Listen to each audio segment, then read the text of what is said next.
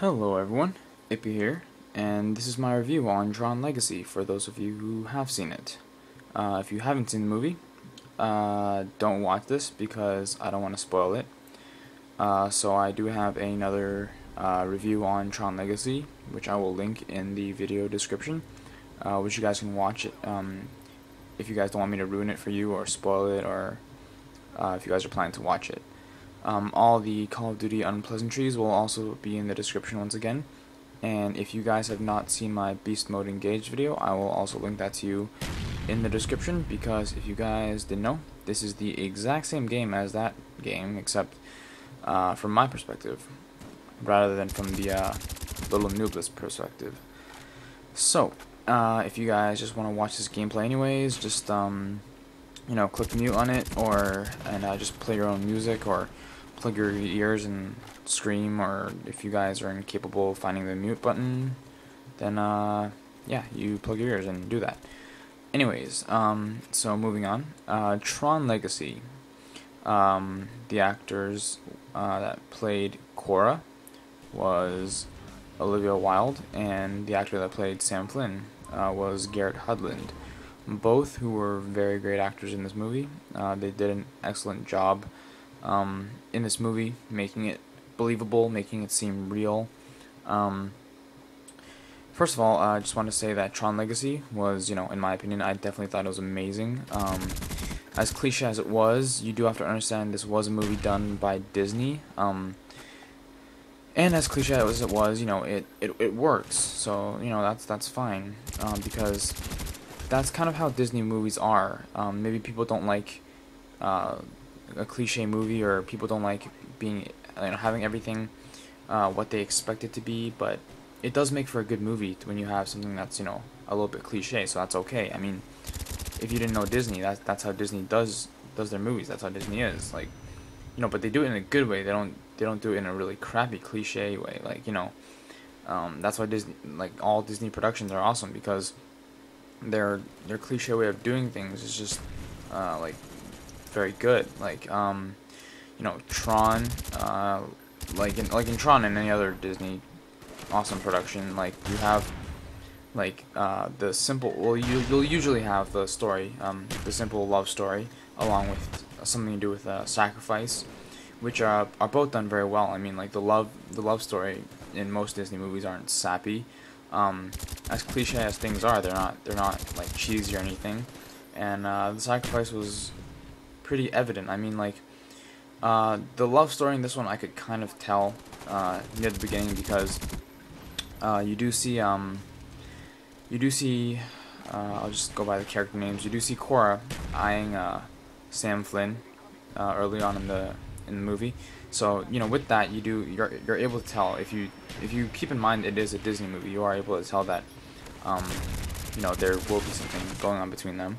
The sacrifice, however, was harder to tell until near the end of the movie. When you see Sam's dad, Kevin Flynn, he's going over to Cora saying, "I need you to do one last thing for me," and that was when the sacrifice in the movie it was becoming a bit more evident, and you're trying to see what the sacrifice was going to be, or you at least have an idea of it. So, like Entangled, which I just saw recently, which was also a great movie. I'll do another vlog on Tangled too. I don't want to get too in depth into it right now, but like Entangled, or any of the Pirates of the Caribbean movies, which, if you didn't know, are also done by Disney, or just any other Disney movie. There's usually the typical love story, which is done pretty well, and there's something to do with sacrifice or having to give something up, and that's how Disney movies are, and they're good that way. I like them that way, and that, like, if you're like me and you kind of grew up with Disney, and you have like Disney in your childhood, you'll understand what I'm talking about. That Disney magic feeling whenever you have that good storyline, and in the end, it's like, turns out well, you have the happy ending, all that. And I like the story overall. It was done very well, as I said before, and it does bring back the old Tron feeling, the nostalgia from the original Tron, as well as the new feeling of Tron, the new image of Tron that's the more technologically advanced, modern day kind of thing that you would believe Tron to be. And so, the plot is also, they did that very well, of the humans or users wanting to get into the cyber world, and they want into the cyber world because they think their world is too limiting, and then you have the programs and the cyber people, and they want out of the cyber world because they think that world's too limiting, and they want to be in the human world and all that. So that plot was very good. I guess you could say it's a little bit ironic, but that was a good plot to it. I like that about it. And again, like in all Disney movies, you have that touching kind of moving moment in the movie, and you have that when like Kevin and Sam Flynn, father and son, they both meet for the first time in like years, and then when the father and son have to part again, then you have that same feeling, and you have the tears from the characters, stuff like that, and it gets you all emotional, that kind of stuff. But I like that. I like that because that does bring back the old Disney feeling. Like I said, I grew up with Disney, so it does bring back that that Disney feeling that you love so much. I do like the fact that they use the old actors.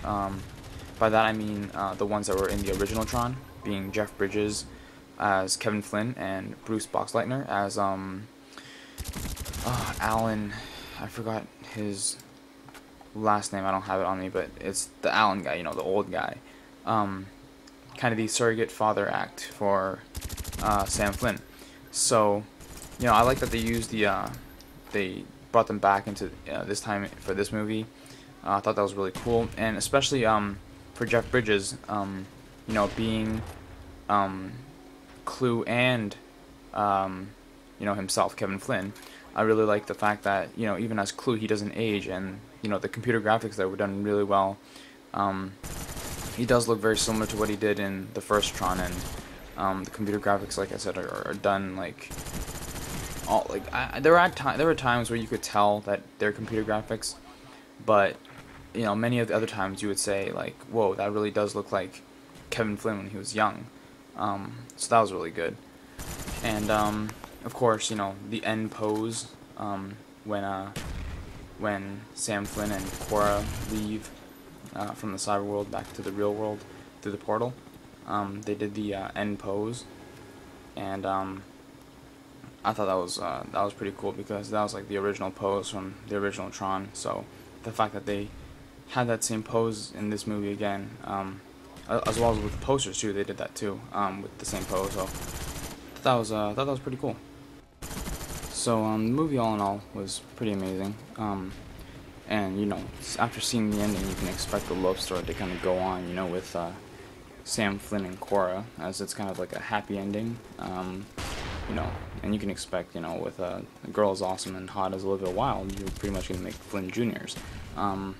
So yeah, it's good that there's that happy ending, and you can kind of expect that, which is another Disney thing that Disney always does. Tron 3. I wouldn't mind if they made a Tron 3, actually. The series is good now, and I don't want to ruin it, but that's kind of what people said about Tron on its own as well. But after watching Tron Legacy, that changed my mind about it. And with Disney at work, I'm pretty sure they could pull off a Tron 3. So if there was a 3, I'd like to see it. I'd go see it. That'd be pretty cool. I don't really mind. But it'd probably be like, them in love and together, maybe having kids. That's what I'd like to see, revisiting the Tron world, seeing him head of the company, rebuilding his own world, making it better, maybe even rescuing Tron and finding out his dad isn't dead, which might be a stretch, but, being together again, that'd be pretty cool for father and son. So, yeah.